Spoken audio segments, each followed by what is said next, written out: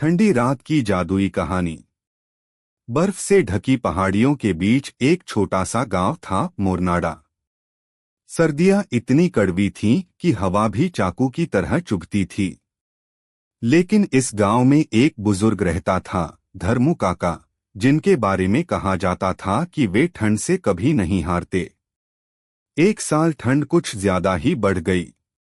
पहाड़ों पर बर्फबारी रुकी ही नहीं, खेत जम गए, नदी बर्फ की चादर में बदल गई और लोग घरों में कैद होकर रह गए। गांव वाले चिंतित थे कि ये सर्दी पिछले 100 सालों में सबसे भयानक थी।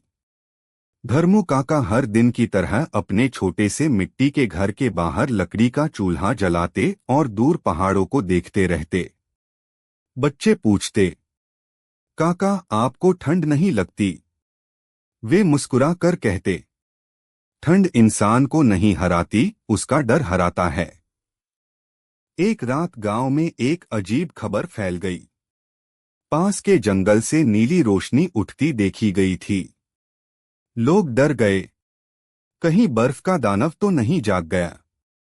गांव का विश्वास था कि अत्यधिक ठंड में एक बर्फीला आत्मा उठती है जो एक गांव की गर्माहट छीन लेती है।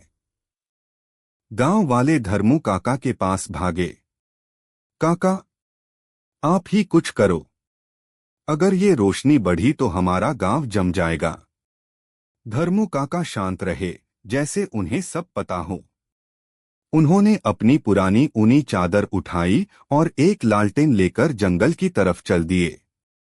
हवा तेज थी और उनके कदमों के नीचे बर्फ ऐसे चरमर रही थी जैसे कोई चेतावनी दे रही हो। जंगल में पहुंचकर उन्होंने देखा कि एक बड़ा क्रिस्टल सा पत्थर नीली चमक छोड़ रहा था। उसके चारों ओर ठंडी हवा की तेज तरंगे घूम रही थीं।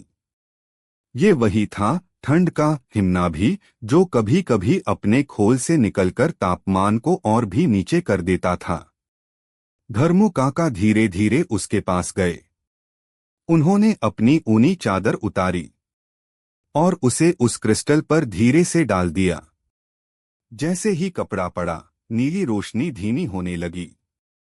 हवा का शोर थम गया और कुछ मिनटों में जंगल फिर शांत हो गया। गांव की ओर बर्फीली हवाएं कम होने लगीं।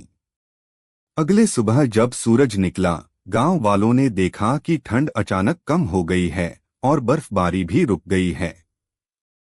वे सब धर्मू काका के घर दौड़े।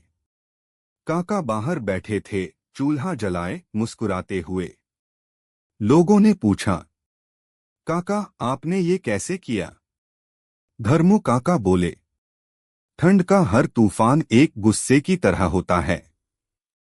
उसे बस थोड़ी गर्माहट और थोड़ी समझ चाहिए।